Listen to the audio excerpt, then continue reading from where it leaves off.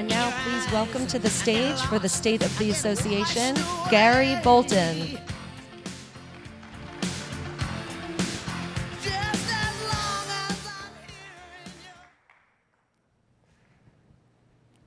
Good morning and welcome to Fiber Connect 2024. You know, it is fantastic to have you all here in the heart of Music City. And just look at this room. Wow, what a record turnout.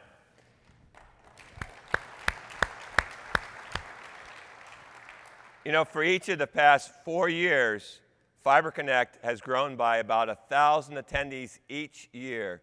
And this year, we're going to have about 5,000 people here in attendance. That's amazing, isn't it? And as you guys already know, Nashville brings together a little of everything. You know, you have the honky tonks on 2nd and Broad. Hopefully, you guys weren't there too late last night. You have Bolton's Hot Chicken. You have Jack Daniels. And while Orlando was great last year, we all feel at home here in Nashville.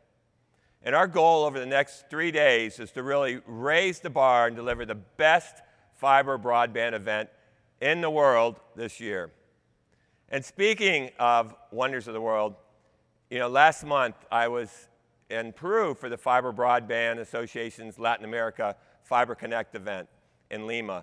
And so the weekend before the event, you know, I took a hike on the Inca Trail to Machu Picchu, the lost city of the Incas. How many of you guys have been to Machu Picchu? Yeah, isn't it amazing? It is a life-changing experience. So here I am, you know, I'm standing on the Inca Trail at the Sun Gate, getting my first look down on Machu Picchu. And I cannot imagine a more awe-inspiring sight.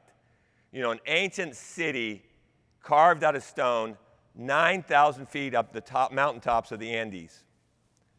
And to build this city 600 years ago, the Incas had to harvest and precision carve 5 million stones to fit together without mortar like a puzzle. And even 600 years later, the walls are all perfectly plumb and all the corners are square. Not to mention there's fresh water still flowing through the center of the city in little stone channels, and there's a separate channel taking away wastewater. And you know, further, this ancient city was specifically astronomically aligned for the winter solstice, which happened to occur while I was there. I mean, I'm talking serious Indiana Jones stuff. You know, the engineering, the scale, the challenge, the audacity is beyond comprehension for any era in history, let alone to be accomplished 6 centuries ago. Now, this is a vision. So what's our legacy? If the Incas can build one of the 7 wonders of the world on the steep mountaintops of the Andes, towering over the jungles of Peru without modern tools or equipment, surely we can connect every American with fiber by the end of the decade.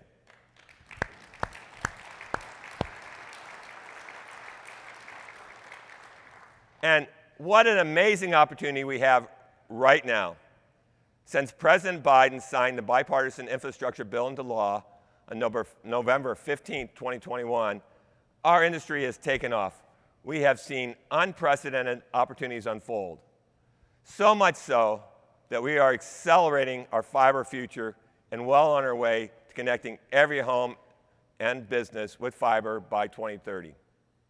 And all of you in this room, along with your organizations, have been working tirelessly with NTI and the states to capitalize on these opportunities, the opportunities these funds provide our industry, communities, and subscribers.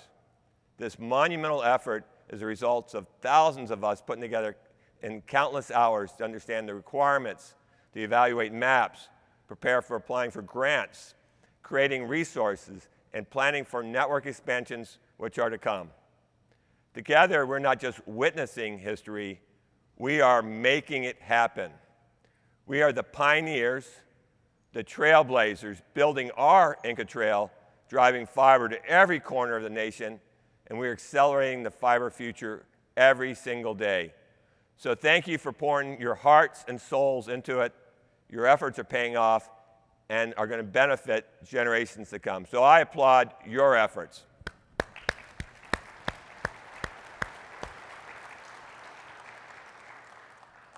So how are we accelerating the fiber future?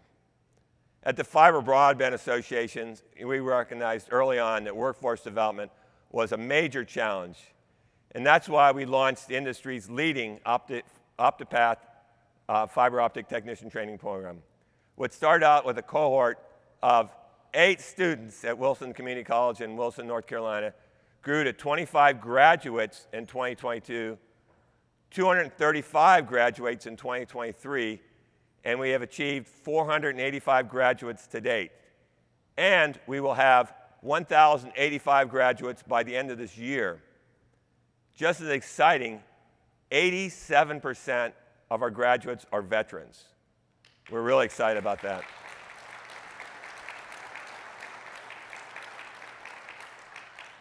And we are well on our way to having OptiPath training adopted by all 56 states and territories, with the end goal of putting 75,000 fiber optic technicians into the workforce. And the credit goes to Mark Boxer, Debbie Kish, Todd Jackson, and the Education Committee for the amazing success of this program. You know, we also recognize that permitting has the potential for slowing down fiber deployment and driving up cost. And just this May, the Fiber Broadband Association collaborated with Brightspeed to hold a permitting summit at Georgetown Law School in DC with the Benton Institute.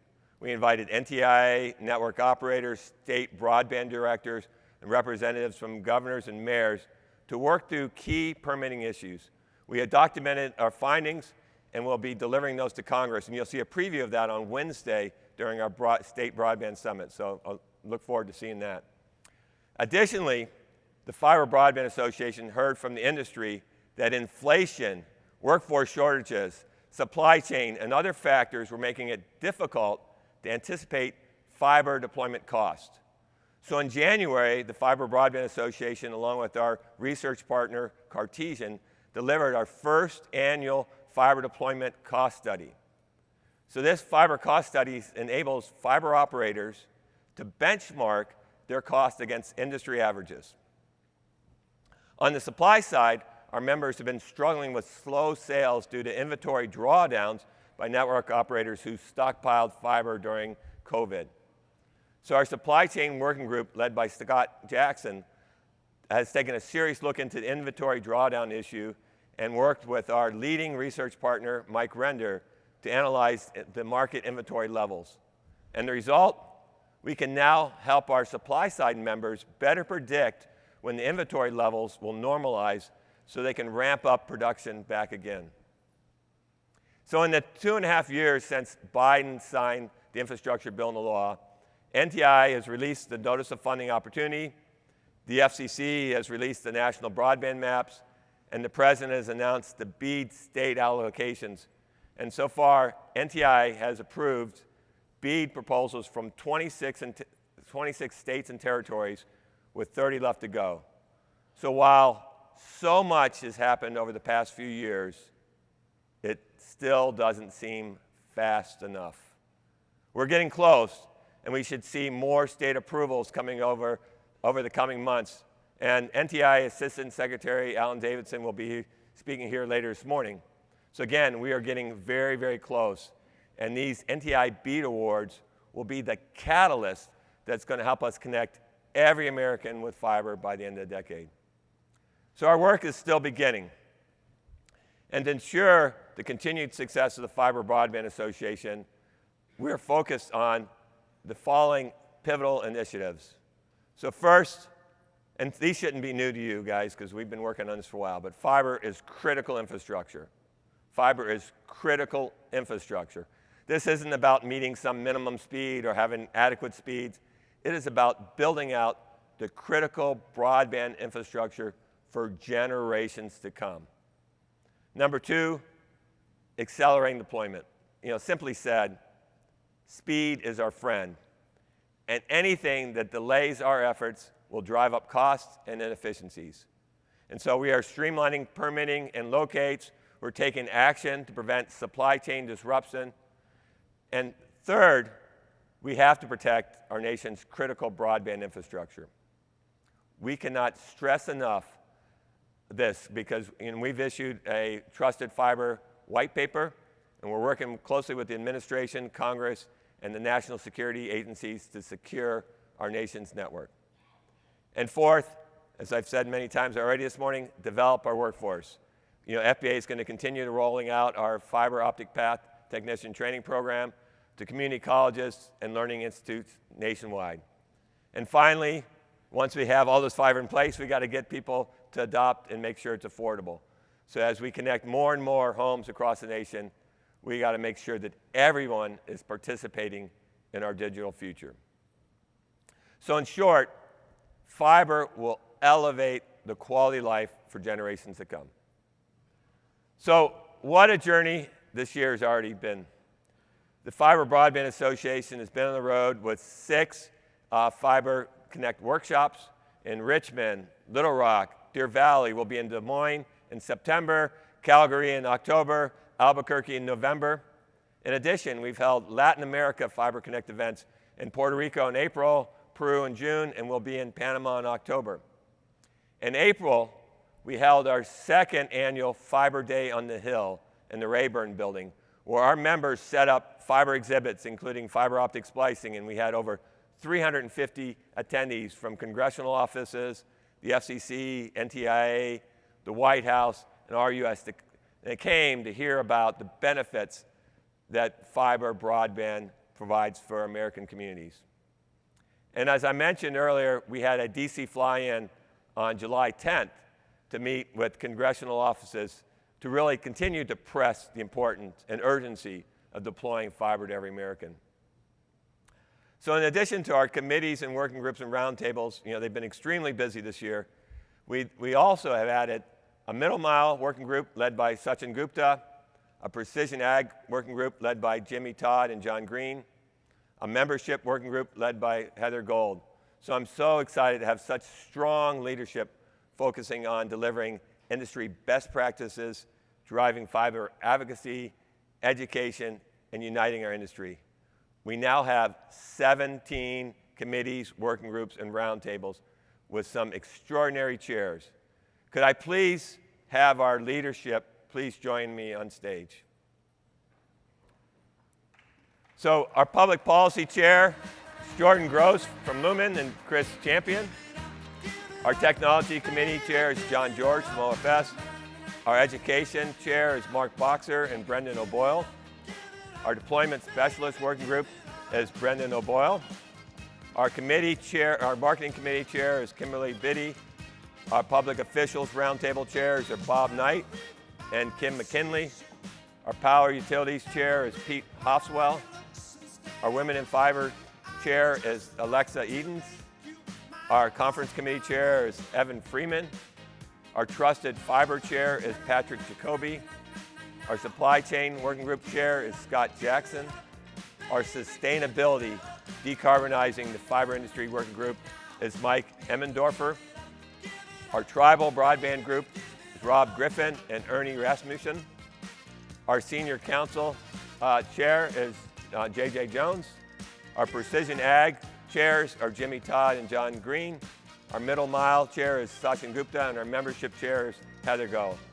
I'd like to take a moment to recognize some key individuals who's worked tirelessly to make Fiber Connect the biggest event yet. So first, Jimmy Todd, the FBA board with Nextech, Evan Freeman from EPB, this year's conference chair, Rich Williams, our Fiber Connect program director, and his team from Connect 2 Communications have just put together this action-packed conference with 275 speakers, 75 sessions, 7 educational tracks and programs, 2 pre-conference workshops. So, wow. As they say in Nashville, these next few days are fixin' to be amazing. So please join me in recognizing and thanking these committee chairs and working groups. So thank you guys very much.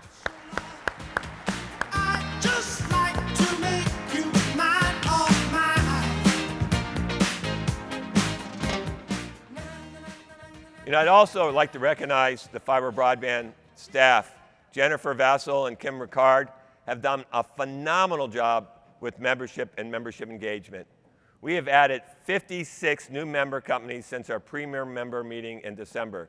We have over 48% of our members are network operators, 43% are vendors, and 9% are engineering consultants, financiers, and deployment specialists. And our membership has more than doubled. Our membership has more than doubled in the past 3.5 years. And Marisa Mitrovitz has done a spectacular job elevating our public policy efforts, along with our Chief Regulatory and General Counsel, Tom Cohen, and Crystal Tully from Wiley Ryan. And our operations team, led by Trish Ehlers with Nadir Noon, David Norris, Danielle Lawrence, and Kristen Cabana, continue to keep the organization and all our events on track, on budget, and focused on delivering exceptional value to our members. And I'm sure all our exhibitors and sponsors know Lucy Green, our sales director, and have her on speed dial. Not only did she sell out this conference a year in advance, but she also found room for 44 more companies. We've had 130 companies on the waiting list to get in, so she got 44 more companies in this year. And she's just done a phenomenal job with our Fiber Forward magazine and with our exhibits and sponsors for our regional events. And of course, Optic Path, the success from Debbie, Mark Boxer, and Todd Jackson have done this year with a nationwide ramp of our Optic Path program. And Debbie also leans on our outstanding research partners, Mike Render from RVA and Michael Drog from Cartesian. And of course, our efforts don't stop at the border. Edna Pruce, our LATAM director, along with Brian Osma, have been, along with the LATAM board, have been working relentlessly to accelerate fiber broadband with the fiber broadband events in Puerto Rico, in Peru, and in Panama City. And the marketing team continues to innovate, inform, and engage, led by Max Hahn and from Skylar McGuire. And the Fiber Forward magazine, I hope you guys all look at that. It's amazing. You have Doug Mahoney, who's our editor-in-chief, and Ashley Schultze, and really set a new benchmark in really covering what we believe are the issues critical to our membership and industry. And to keep track of all this activity and all our finances in order, we have this amazing CFO named Jeff Cavadias. I really appreciate him every day. And finally, our events management partner, MMS, led by David McKinnon, whose team has worked long hours and provided great counsel to help this event and all our regionals workshops be possible. But then also our success at Fiber Broadband would not be possible without the tremendous support from our amazing board of directors. So please join me in recognizing our board of directors.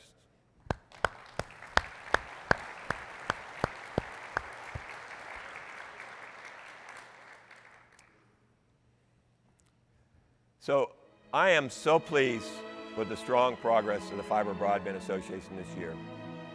With fiber, a brighter future starts now for communities, municipalities, economies, and people. A future that's bright with possibilities, where the right connections lead to more opportunities to learn, grow, share, and contribute.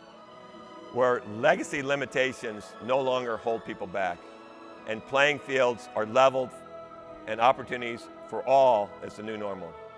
So please enjoy the conference this week, and thank you for joining us in accelerating the fiber future. And do not hesitate to reach out to me personally if there's anything I can do to help you and your company advance fiber broadband. One of the most iconic and beloved murals here in Nashville brilliantly captures the spirit of Nashville's pride. It states, "I believe in Nashville." Well, I believe in fiber, and nothing makes me prouder than to look at all the faces in the room and acknowledge the efforts of the people all around the country and know that together we are working towards deploying fiber to our nation. Because as you know, and I need everyone in this room to help me with this, all right? So when fiber leads, the future follows. All right, thank you everybody.